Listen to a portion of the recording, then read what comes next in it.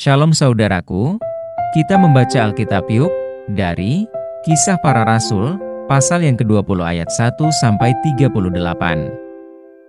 Jangan lupa saudaraku, membagikan bacaan firman ini kepada orang lain, agar mereka juga memperoleh kekuatan rohani bersama Tuhan. Kiranya saudara diberkati oleh Tuhan kita. Dari Makedonia ke Troas, Kisah Para Rasul 20 ayat 1 dan 2. Setelah reda keributan itu, Paulus memanggil murid-murid dan menguatkan hati mereka. Dan sesudah minta diri, ia berangkat ke Makedonia. Ia menjelajah daerah itu dan dengan banyak nasihat menguatkan hati saudara-saudara di situ. Lalu tibalah ia di tanah Yunani. Kisah Para Rasul 20 ayat 3 dan 4. Sesudah 3 bulan lamanya tinggal di situ, ia hendak berlayar ke Syria. Tetapi pada waktu itu orang-orang Yahudi bermaksud membunuh dia. Karena itu ia memutuskan untuk kembali melalui Makedonia. Ia disertai oleh Sopater anak Pirus dari Berea, dan Aristarchus dan Sekundus, keduanya dari Tesalonika, dan Gaius dari Derbe, dan Timotius dan 2 orang dari Asia, yaitu Tychicus dan Trofimus. Ayat 5 dan 6, mereka itu berangkat lebih dahulu dan menantikan kami di Troas.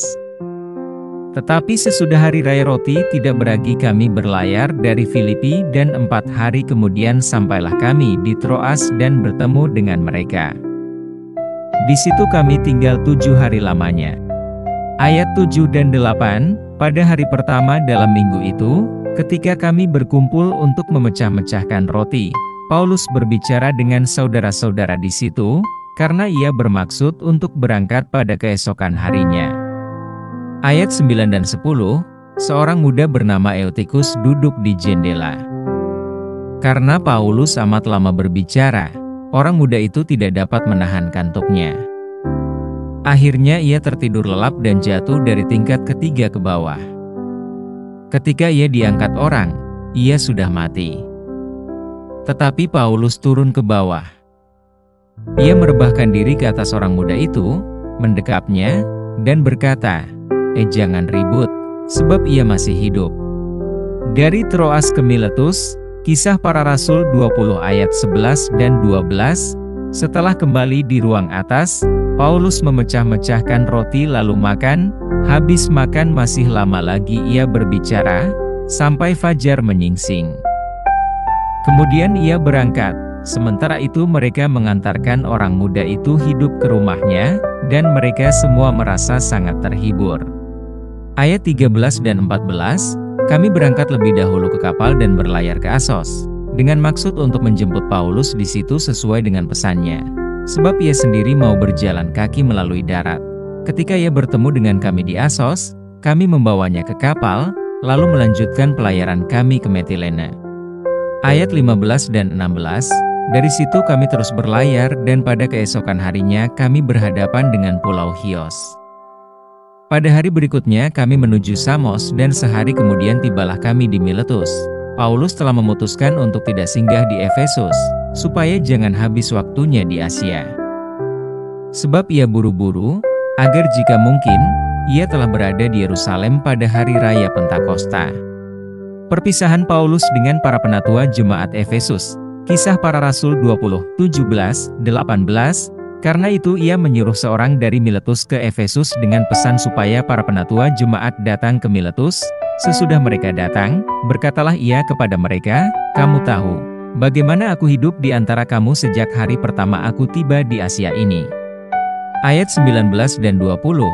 Dengan segala rendah hati aku melayani Tuhan. Dalam pelayanan itu aku banyak mencucurkan air mata, dan banyak mengalami pencobaan dari pihak orang Yahudi yang mau membunuh aku.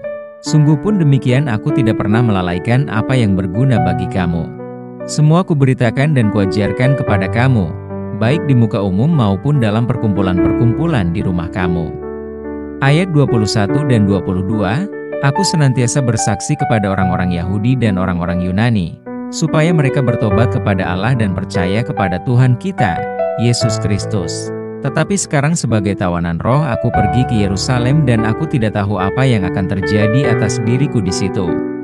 Ayat 23 dan 24, selain daripada yang dinyatakan Roh Kudus dari kota ke kota kepadaku, bahwa penjara dan sengsara menunggu aku, tetapi aku tidak menghiraukan nyawaku sedikit pun.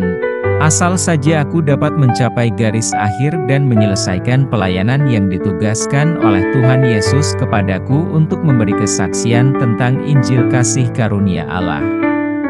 Ayat 25 dan 26, dan sekarang aku tahu, bahwa kamu tidak akan melihat mukaku lagi, kamu sekalian yang telah kukunjungi untuk memberitakan kerajaan Allah.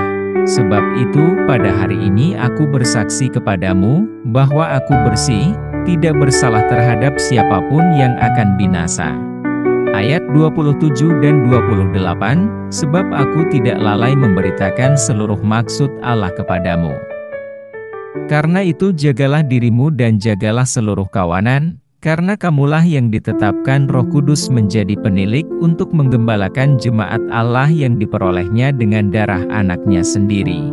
Ayat 29 dan 30, aku tahu, bahwa sesudah aku pergi, serigala-serigala yang ganas akan masuk ke tengah-tengah kamu dan tidak akan menyayangkan kawanan itu, bahkan dari antara kamu sendiri akan muncul beberapa orang, yang dengan ajaran palsu mereka berusaha menarik murid-murid dari jalan yang benar dan supaya mengikut mereka. Ayat 31 dan 32, sebab itu berjaga-jagalah dan ingatlah, bahwa aku 3 tahun lamanya, siang malam, dengan tiada berhenti-hentinya menasihati kamu masing-masing dengan mencucurkan air mata. Dan sekarang aku menyerahkan kamu kepada Tuhan dan kepada firman kasih karunia-Nya, yang berkuasa membangun kamu dan menganugerahkan kepada kamu bagian yang ditentukan bagi semua orang yang telah dikuduskannya. Ayat 33 dan 34, perak atau emas atau pakaian tidak pernah aku ingini dari siapapun juga. Kamu sendiri tahu, bahwa dengan tanganku sendiri aku telah bekerja untuk memenuhi keperluanku dan keperluan kawan-kawan seperjalananku. Ayat 35 dan 36, dalam segala sesuatu telah kuberikan contoh kepada kamu, bahwa dengan bekerja demikian kita harus membantu orang-orang yang lemah dan harus mengingat perkataan Tuhan Yesus. Sebab Ia sendiri telah mengatakan, adalah lebih berbahagia memberi daripada menerima. Sesudah mengucapkan kata-kata itu Paulus berlutut dan berdoa bersama-sama dengan mereka semua. Ayat 37 dan 38, maka menangislah mereka semua terseduh-seduh dan sambil memeluk Paulus, mereka berulang-ulang mencium dia. Mereka sangat berduka cita, terlebih-lebih karena ia katakan, bahwa mereka tidak akan melihat mukanya lagi. Lalu mereka mengantar dia ke kapal. Demikianlah bacaan kita dari Kisah Para Rasul pasal ke-20. Yang berbahagia ialah mereka yang mendengarkan firman Allah dan yang memeliharanya. Amin.